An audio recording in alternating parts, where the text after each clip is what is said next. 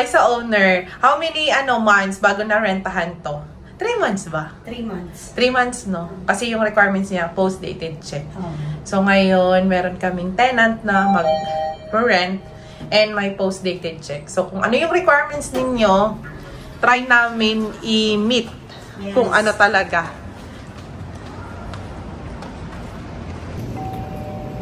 And yung requirements kasi ni owner is may post-dated check. So, after 3 months, nakahanap na kami ng tenant sa unit niya. And then, hindi naman siya nagmamadali na makahanap ng tenant. Gusto niya lang talaga is may post-dated check si tenant. And yung tenant namin is Pinoy. From Makati, nakita namin. So, magsa-signing na ngayon. Hi, Mitch! Kita ko sanay sa mga no? There's a new day to take away your sorrow,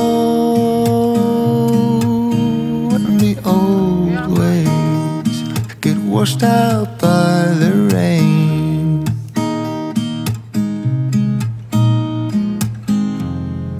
Darling, you've got to keep holding on through the night, 'cause I promise you this: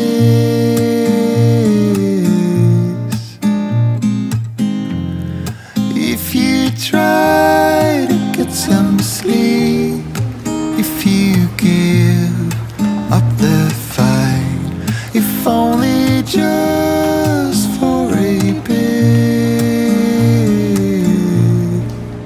there's a new day to leave behind your troubles. There's a new day, and it will set you free. There's a new day to get you through your struggles. I will always think of you and me.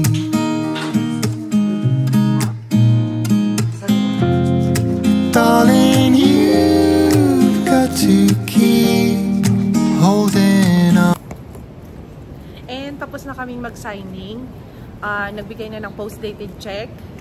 And request lang niya is i-pull out yung bed and sofa kasi may Murphy bed na doon. So ayusin namin. Pag na-arrange na, i-upload namin sa YouTube para makita ninyo kung ano yung design tsaka maganda talaga yung unit. Diba, Mitch? Yes. Sign na. So sa mga unit owner na gustong magpa-manage, just email us at inquiry@talktoteamdale.com. See you in my next vlog. Bye!